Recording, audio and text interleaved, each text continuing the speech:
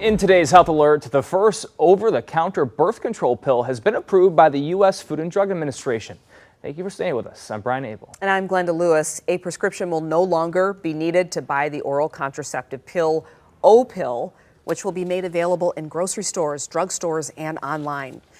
Our chief health editor, Dr. Partha Nandi, joins us. And Dr. Nandi, what can you tell us about the pill, and will there be any age restrictions? Yeah, lots of questions, right? So Opill has been around, Glenda, for a long period of time. It's known as the mini pill and was first approved in the U.S. in 1973. But unlike many other oral birth control pills that contains two hormones, estrogen and progestin, Opill contains only progestin. So how does this work, right? Well, it helps prevent pregnancy by making a female body think it's pregnant. It does this by stopping the release of the eggs from the ovaries. Furthermore, the progestin-only pill thickens the cervical mucus and the lining of the uterus. This makes it more difficult for the sperm to reach the cervix. As for age restrictions, according to the FDA, the Opill will be available to all users of reproductive age. This includes girls and teenagers. Now, I know lots of folks may not be happy about that, but keep in mind that every year we have around 6.1 million pregnancies, and a staggering 45% of them are unintended. Part of the reason why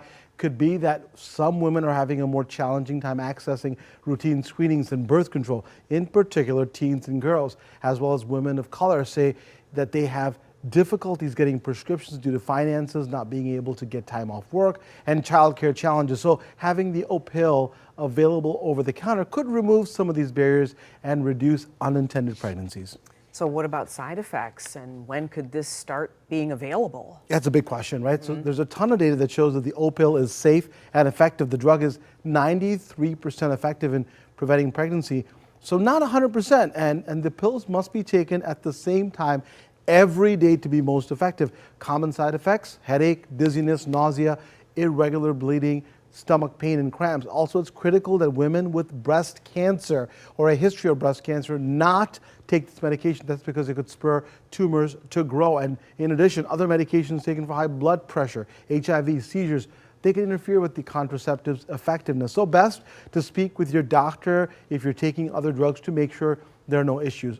As for when this will be available on the market, the Ireland-based manufacturer Perrigo did not give a date or a price, but said most likely that the oral contraceptive will be ready for purchase in early 2024. And again, you know, it's a choice, and talk to your doctor and make sure it's safe and right for you. All right, no estrogen. Interesting. Yeah.